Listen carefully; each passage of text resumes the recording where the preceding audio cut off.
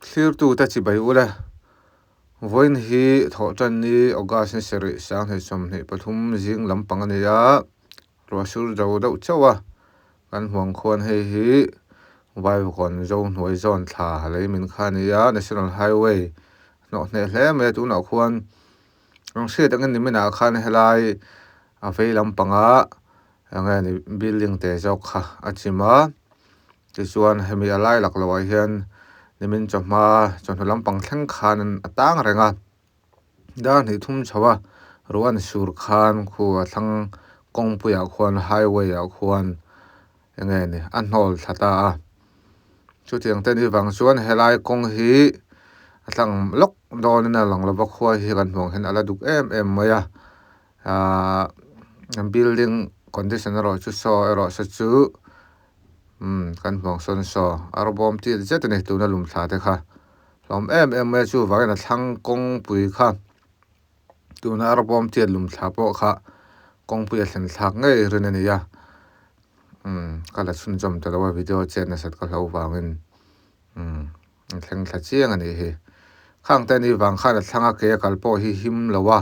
film khurangai em ani kha to kin kibit tiat ang hi le kutum ti dang hi tla pheu hi om rang maya chu wangin helai po hi a en nei tu tan chuan en rom te po ni anga nge ni an khoi thak em maya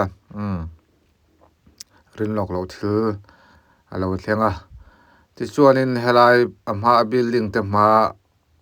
manung ni kara achim ko hok ang deuh khan hei po hi a hmalampang hi enge ni a thlang lampang hek lo hian hek lu duk lo hian a hmalampang hi ala hek maya na sin kan huang khan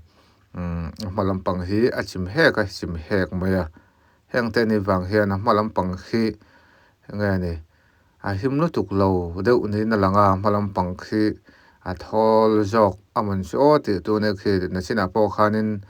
enge ni tui han hor ti vel om mi lo kha mara chu ki bit lung ngai na arbom tiat ka tiang lung lian kha alon tla lol thei maya khang te ni wang khanin a chak lama tang khian kwa hreu don nge ni don ni chu ni se helai hi alo tlak don ta si lowa nei tu te pon lo sa thiam sela ani tur ang hi han ni felwat se ti kha le lama chuanin kong a hno rei sia an zoram kong le khotlang kong zong tukina po report karon siam na chan pakha chu tukina po khotlang lama tangin hu ta jamuang lama tanga kong tlang le tlang lo miron zot te na makhang te ni wang khan helai kong lo zo du le ti tan khanin report on pek pain he video to hi karon siam lok ni sela helai kong hi voina phechuna tlang don lo chiang ani mela chan chun na thok tan na tho ngam ngai na om lova tin a nge ni hemi ni mina helaya in chimta khami kong thleng thla po kha leivung kong thanga hai thak top anga ti thei kha ani don lo wangin slap te ani dona khang rotin phan tuk kha nge ni hitachi excavator te JCB tan khanin hi-fi kha nidang aina hardona chu wangin ati fai zung thei don talo ani mela chu wangin halai kong hi chu atlang lok don lo ani mela chung te ni wang chuan kan en zelanga ke kal te pon omania video top thlang man lo thlir sakula ke kal ta trau chak khaila kan ti mai don nge khatianga kal te po khano video top ma chu kan ti langa song lai te po so lai laklo lung samitang te po so kal laklo lai te atla thut theinen ha tho laklo lai ten chu wangin ha thok ho po hian nan thongam ri lawani chu wangin le so tiang so la nia ko em maya muna tanga khu ta a muna tanga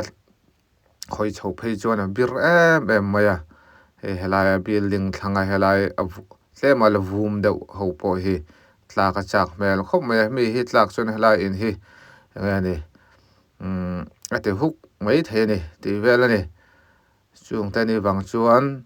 kan kong khathang kong zo du tang kha chuan kan chei thinang khan sakor tui chhun lama pt sipeng lama traffic lampang hen ro manan siam le tura ngai la city bus si anin ban la ka khemi luang mol ro ta khenin chuan khilai tuna scooty ron tlan pheina lai taka khian ke in bus chung ho kha an chuka ti chuanin ke an kala luang mual atanga lo chho kha temple lama atanga chho khan ti khanin anin ban lek tona ti vel ania helai in hi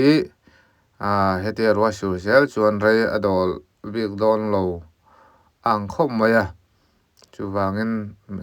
kan ngai chan ani hloma khu kan hmuang khuan ti khuan a tul zual pui nge ni mamo cha khai la ho chu ti khuan ke khuan kal dal dal maya hlom khop maya lung hi siang khan ro ra tiat lek po ni se chaklama tanga ron tlang na hi san chuanin nge ni ami dan an me chu wangin film khurangai helai ke kalpo hi phallo tukchi ani lo melatin nge ni kallu tuklo po kha ahim mai theini ti kha nge ni helai bor velama mo chak khai la du dan pun he ta vai gon than mu lama tanga kal ram kha ahim mela khu khulai po khu an thung hu ngaya chu wangin khulaya nimena concrete in chimta khu than fai don chana hau tak don khop maya kong thlang lama han leivunga han nor liam buan chi khanen don lova beam ti te slab ti te rot in phan tuk khani to don wangin a hai dar mai the to don watle mina hau tak to don ani helai kong then chu chon khulai electric ban po khu te khon man tlak lovin len don ta ni na langa transformer te khawma helai transformer po khan seng hoi to ni na langa chutiang vel chu nia helai kong hi tun din huna chuanin a din huna chhle ani ti kha thlir tu te tlang sang atang le airport pan du te tlang khami zoram kho sang atangin dam lo na thila wang te la na tul pai mo wang te henglai airport kong zo du ta kanom thina wangin helai kong hi kan hmuang hian a din huna thalo hle maya na thok tu tan poa nge ni han thok mai ngam na chi ani lo ni ti kha aron sei ni sela chanchin tharam chon kan update chel don ania tuna kan hmulai hi among lama tanga lan dan ania jing no pang sikul te sikul kal ho ka tha pain hei thla kan lokol zoi zoya hei hi a thlang lama tanga lan dan ania ti hian kong thlang lama suk tha zela kong thlang lam pang le vung pai po hi